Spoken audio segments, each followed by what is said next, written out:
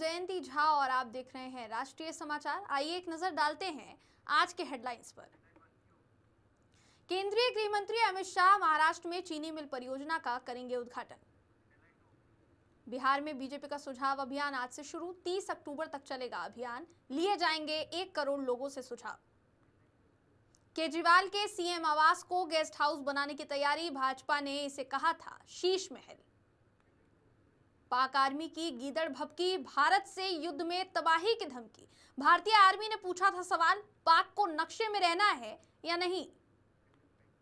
Georgia में चुनाव के दौरान हिंसक विरोध प्रदर्शन, प्रदर्शनकारियों ने आगजनी की, पुलिस ने मिर्च स्प्रे किया। अब खबरें विस्तार से। केंद्रीय गृह मंत्री एवं सहकारिता मंत्री अमित शाह महाराष्ट्र दौरे पर हैं। अमित शाह का महाराष्ट्र दौरा सहकारिता क्षेत्र को मजबूत करने और स्थानीय विकास पर केंद्रित बताया जा रहा है। शाह शिरडी साईं बाबा मंदिर में दर्शन और पूजन के बाद राज्य में शेड्यूल अपने कार्यक्रमों में हिस्सा लेने वाले हैं। वो महाराष्ट्र के अहिल्यानगर के लोणी में प्रवर चीनी फैक्ट्री का लोकार्पण करेंगे। साथ ही एक अन्य महर्षि शंकर राव कोल्हे चीनी फैक्ट्री में multi feed compressed biogas plant का भी लोकार्पण करेंगे। इसके अलावा गृह मंत्री अमित शाह पद्मश्री डॉक्टर विठल राव विखे पाटिल और पद्म भूषण बाला साहेब विखे पाटिल की प्रतिमाओं का भी अनावरण करेंगे। बिहार में भारतीय जनता पार्टी ने चुनाव की तैयारियां शुरू कर दी हैं। अगले 5 साल कैसे तैयारी चलेगी, इसको लेकर मैनिफेस्टो कमेटी के अध्यक्ष मंत्री प्रेम कुमार ने कहा कि बिहार में जल्दी चुनाव की घोषणा होने वाली है।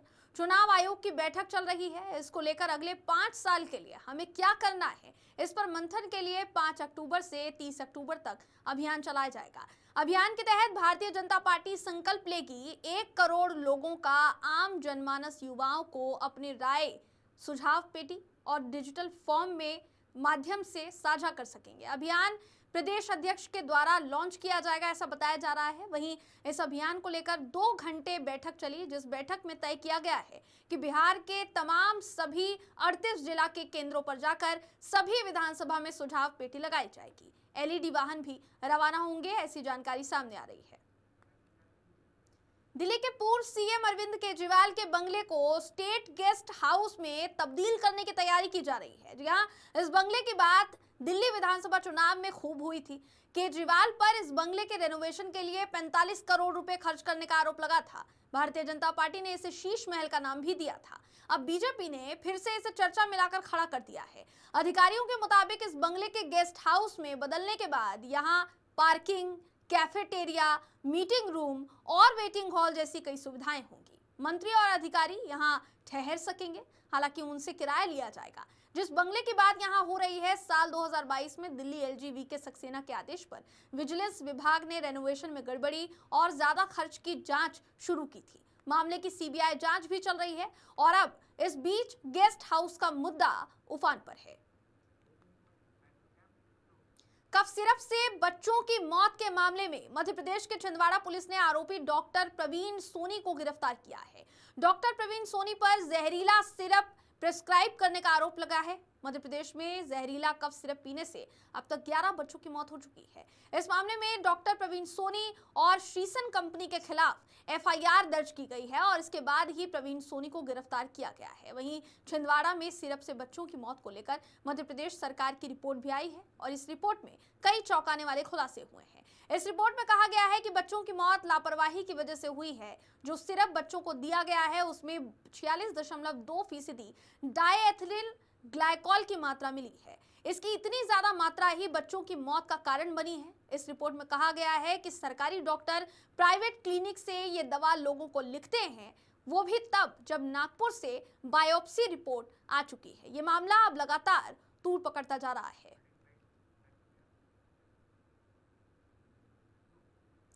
देश को एक और वंदे भारत स्पेशल ट्रेन मिलने वाली है। ये ट्रेन गुजरात के साबरमती से गुरुग्राम तक वंदे भारत स्पेशल ट्रेन होगी, जो आज यानी 5 अक्टूबर से चलेगी। साबरमती गुरुग्राम वंदे भारत स्पेशल ट्रेन के लिए टिकट बुकिंग पहले ही सभी स्टेशन और ऑनलाइन शुरू हो चुकी है।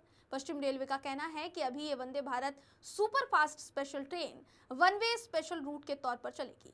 साबरमती गुड़गांव वंदे भारत ट्रेन का नंबर 09401 होगा। ट्रेन 5 अक्टूबर को अपनी पहली यात्रा शुरू करने वाली है और ये यात्रा शुरू होगी 5 अक्टूबर को, खत्म होगी 6 अक्टूबर को। 6 अक्टूबर को कहीं ना कहीं ये जो ट्रेन है ये पहुंच जाएगी। साबरमती और गुरुग्राम के बीच ये ट्रेन 8 रेलवे स्टेशन पर रुकेगी। इन स्टेशन की बात की जाए तो इन स्टेशन में मेहसाना जंक्शन, पालनपुर और अबू रोड, मारवाड़ जंक्शन, अजमेर, जयपुर, अलवर, साथ ही रेवाड़ी शामिल है। इन स्टेशनों पर 2 से 3 मिनट तक हॉल हो सकता है। यूपी में बरेली हिंसा मामले में प्रशासन ताबड़तोड़ कार्रवाई कर रहा है। बरेली हिंसा के मास्टरमाइंड तौकीर रजा के करीबी नफीस खान के अवैध जमीन पर बने बारात घर को तोड़ा गया था। रविवार को इसके बचे हुए हिस्से पर बुलडोजर चलाया जाएगा। इसके साथ ही तौकीर रजा को शरण देने का आरोप झेल रहे फरहत के घर पर भी बुलडोजर चलाया जा सकता है। इधर बरेली हिंसा मामले में फरार उपद्रवियों पर इनाम घोषित करने की प्रक्रिया भी शुरू हो गई है। बरेली उपद्रव मामले में अब तक 10 एफआईआर दर्ज कर 126 नामजद लोगों को आरोपी बनाया गया है। इस मामले में अब तक 83 लोगों की गिरफ्तारी हो चुकी है।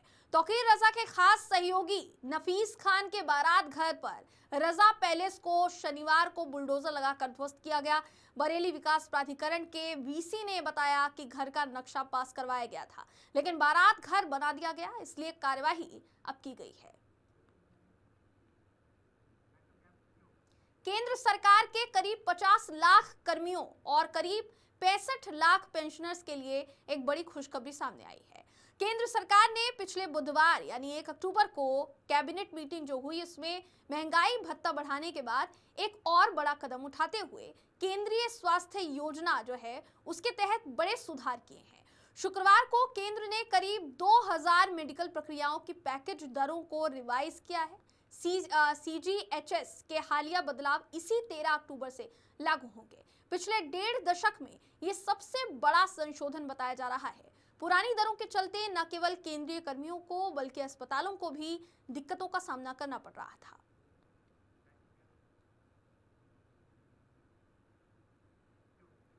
भारत और वेस्टइंडीज के बीच जारी 2 मैचों की टेस्ट सीरीज का पहला मुकाबला 2 अक्टूबर से 4 अक्टूबर के बीच अहमदाबाद में खेला गया, जहां भारतीय टीम पारी और 140 रनों से जीत हासिल करने में कामयाब रही।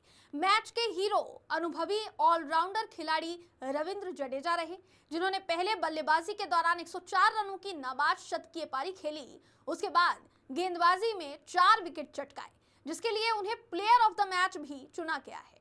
पिछले मुकाबले में शतक के अलावा 4 विकेट लेने के साथ ही रविंद्र जडेजा ने एक खास उपलब्धि भी हासिल की थी।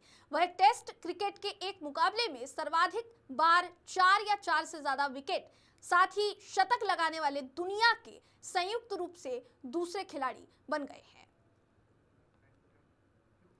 पाकिस्तान की कप्तान फातिमा सना ने महिला वनडे विश्व कप में चिर प्रतिद्वंदी भारत के खिलाफ एक खेले जाने वाले मैच में बेहतर प्रदर्शन की उम्मीद जताते हुए कहा है कि रिकॉर्ड तो टूटने के लिए बनते हैं।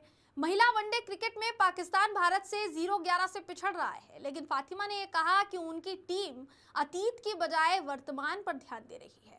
फातिमा ने मैच से एक दिन पहले ये कहा कि सबसे पहले तो भारत और पाकिस्तान के बीच जो भी रिकॉर्ड हैं वो टूटने के लिए बने हैं।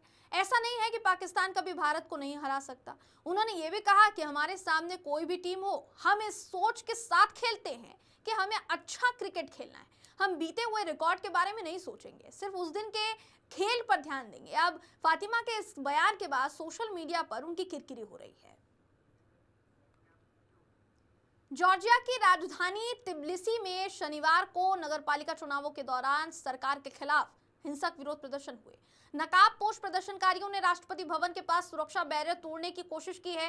प्रदर्शनकारियों ने कुर्सियों में आग लगा दी और सड़कों पर बैरिकेड्स बनाए। प्रदर्शनकारियों को तितर-बितर करने के लिए पुलिस ने पानी की बौछार, काली मिर्च स्प्रे और आंसू गैस का इस्तेमाल किया। जॉर्जिया पूर्वी यूरोपीय देश है जो रूस और तुर्की के बीच स्थित है। यह पिछले साल के संसदीय चुनाव में सत्तारूढ़ जॉर्जियन डीम पार्टी की जीत के दावे के बाद से संकट में आ गया है। विपक्षी दलों का यह कहना है कि उस चुनाव में धोखाधड़ी हुई थी। सरकार ने यूरोपीय संघ EU में शामिल होने की बातचीत को भी रोक दिया है।